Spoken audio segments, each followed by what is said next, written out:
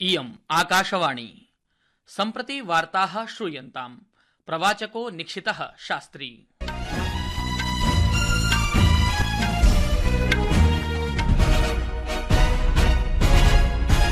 आदौ मुख्यवार्ताः। वर्तमान वर्षस्य वित्तसंकल्पना पत्रस्य विषये संसदः उभयोः सदनयोः पुनः चर्चा समारब्धा। प्रधानमन्त्री नरेन्द्र मोदी श्वः कारगिल विजय दिवसस्य अवसरे कारगिल युद्ध स्मारकं गमिष्यति। विदेशमन्त्री डॉक्टर एस जयशंकरः आसियान संघटन सभासु भागं ग्रहीतुं त्रिदिवसीय यात्रायै लाओस नगरं प्राप्तवान्।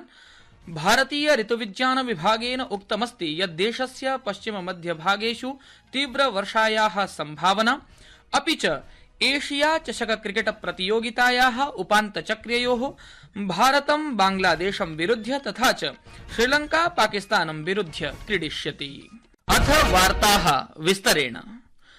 अद्य संसदः उभयोः सदनयोः वित्तसंकल्पना पत्रस्य विषये उभयोः सदनयोः चर्चा समारब्धा। संसदीय कार्याणां मन्त्री किरेन रिजिजुः अद्य विपक्षनेतारः देशस्य जनादेशस्य अपमानं कुर्वन्ति इति आरोपं कृतवान्। नवदिल्ली नगरे पत्रकार सम्मेलनं सम्बोधयन् श्री रिजिजुः अवदत् यत् देशः द्रष्टुमिच्छति यत् वित्तसंकल्पना पत्र विषये चर्चा उत्तमरीत्या सार्थकरूपेण भवति न वा इति। सः एवमपि अवदत् यत् केषाञ्चन दलानां नेतारः यथा टिप्पण्यः कृतवन्तः तथा च तेषां भाषणानि सदनस्य गौरवं न्यूनीकृत्य सदनम् अपमानितम्। सः विपक्षदलेभ्यः जनानां जनादेशस्य आदरं कर्तुम् आवाहनं कृतवान्। प्रधानमन्त्रिणः भाषणांशान् समुद्धरन् श्री रिजिजुः उक्तवान् यत् निर्वाचनानि अधुना समाप्तानि सन्ति। विकसित भारतस्य दिशि सर्वैः कार्यं कर्तुं प्रेरितैर्भाव्यमिति। केन्द्रीय वित्त संकल्पना पत्रस्य विषये रचनात्मक चर्चायां च सर्वेषां ध्यानं भवेत् इति सः उक्तवान्। सः तेन आरोपितं यत् विपक्षनेतारः संकल्पना पत्रस्य विषये किमपि न वदन्ति, परन्तु ते केवलं राजनीतिकरणे एव प्रवृत्ताः सन्ति। संसदीय कार्याणां मन्त्री उक्तवान् यत् अस्मिन् सत्रे केवलं आयव्यय प्रपत्रस्य विषये चर्चा कर्तव्या। कृषकाणाम् आदिवासिनां च कृते निर्मितस्य वित्त संकल्पना प्रपत्रस्य प्रावधानानां चर्चां कर्तुं विपक्षस्य पलायनस्य विषये अपि सः प्रश्नं कृतवान्। प्रधानमन्त्री नरेन्द्र मोदी श्वः कारगिल विजय दिवसस्य अवसरे कारगिल युद्ध स्मारकस्य भ्रमणं करिष्यति। सः कर्तव्यपथि आत्मबलिदानं कृतवद्भ्यः सैनिकेभ्यः श्रद्धाञ्जलिं समर्पयिष्यति। श्रीमोदी शिङ्कुनला गुहामार्ग परियोजनायाः प्रथमविस्फोटमपि दृश्यश्रव्य प्रणाल्या करिष्यति। लेहनगरं प्रति सर्वविधरीतौ सम्पर्कं प्रदातुं निमु पदुम दर्चा मार्गे प्रायः एषा गुहा निर्मिता भविष्यति। शिङ्कुन्ला गुहामार्गः न केवलम् अस्माकं सशस्त्रसेनानाम् उपकरणानां च द्रुतगत्या प्रापयिष्यति, अपि तु लद्दाखस्य आर्थिक सामाजिक विकासम् अपि पोषयिष्यति। विदेशमन्त्री डॉक्टर एस जयशंकरः आसियान संघटन सभासु भागं ग्रहीतुं त्रिदिवसीय यात्रायै लाओस नगरं प्राप्तवान्। विदेशमन्त्री डॉक्टर एस जयशंकरः एतासु सभासु भागं ग्रहीष्यति तथा च सामाजिक माध्यमेन सह सूचनां प्रदत्तवान् यत् भारतस्य एक्ट ईस्ट नीतेः दशकस्य अवसरे आसियान संघटनेन सह भारतस्य सम्बन्धान् अधिकान् सुदृढान् कर्तुं सः उत्सुकः वर्तते। विदेशमन्त्री अन्य देशेभ्यः स्वसमकक्षैः सह अपि आसियान सम्बद्ध समागमानाम् अन्तर्गतं वियन्तिया नगरे द्विपक्षीय समागमं करिष्यति इति अपेक्षते।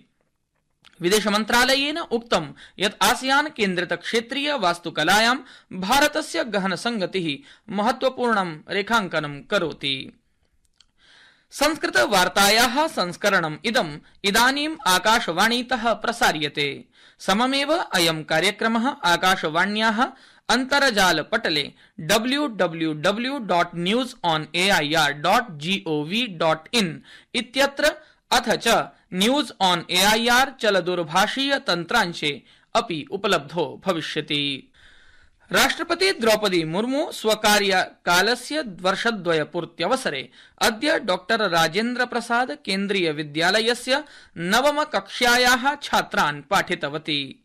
छात्रैः सह वार्तालापस्य अवसरे ताभिः आधुनिककाले उत्पद्यमानानां विभिन्न समस्यानां विषये चर्चा कृता।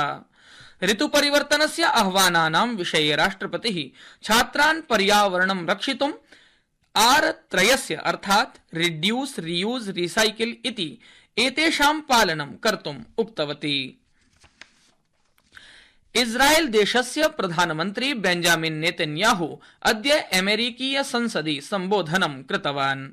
फिलिस्तीन क्षेत्रे 9 मासाधिकं यावत् संघर्षस्य अनन्तरं अन्ताराष्ट्रिय आलोचनानां मध्ये सः स्वभाषणे अमेरिकीय समर्थनस्य विशेषतः चर्चां कृतवान्। नेतन्याहू उक्तवान् यत् इस्राएल बन्धकान् मुक्तान् कर्तुं तथा च तान् सुरक्षितान् आनेतुं तस्य सर्वकारः सक्रियरूपेण कार्यं कुर्वन्नस्ति। इस्राएलस्य प्रधानमन्त्रिणः भाषणं सीनेट प्रतिनिधि सदनस्य संयुक्तसभायां विदेशीय नेतॄणाम् अभिलेखात्मकं चतुर्थ भाषणं वर्तते।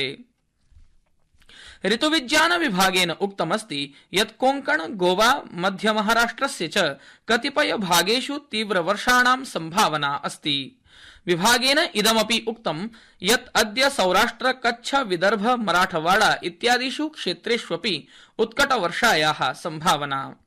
मध्यप्रदेशे च श्वः वर्षा भविष्यति।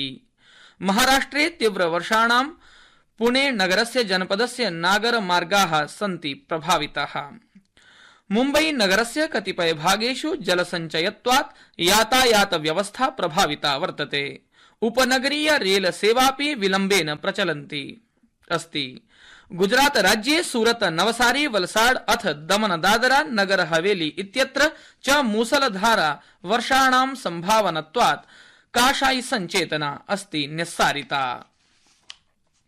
दिल्ली प्रदेशस्य मुख्यमन्त्री अरविंद केजरीवालस्य न्यायिक कारावासः अगस्त मासस्य 8 दिनाङ्कपर्यन्तं राउस एवेन्यू न्यायालयेन अद्य कराधाननीति प्रकरणे विस्तारितः।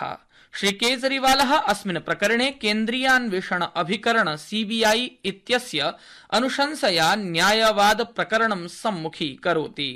सः तिहाड़ कारागारात् चलचित्रीय सम्मेलनद्वारा न्यायालयस्य सामुख्यं करोति।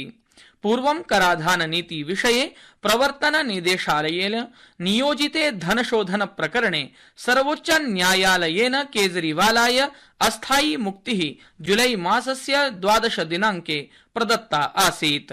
अस्मिन् एव प्रकरणे अद्य श्री केजरीवालस्य नैयायिक कारावासः अगस्त मासस्य 8 दिनाङ्कपर्यन्तं न्यायालयेन विस्तारितः। अथ क्रीडावार्ताः। एशिया चषक क्रिकेट प्रतियोगितायाः उपान्त्यचक्रयोः भारतं बांग्लादेशं विरुध्य तथा च श्रीलंका पाकिस्तानं विरुध्य क्रीडिष्यति।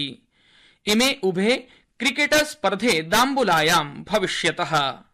श्रीलंकादलं ह्यः दाम्बुलायां थाईलैण्डं 10 पराजितवत् आसीत्। गतवर्षे बांग्लादेशेन इयं प्रतियोगिता विजिता आसीत्।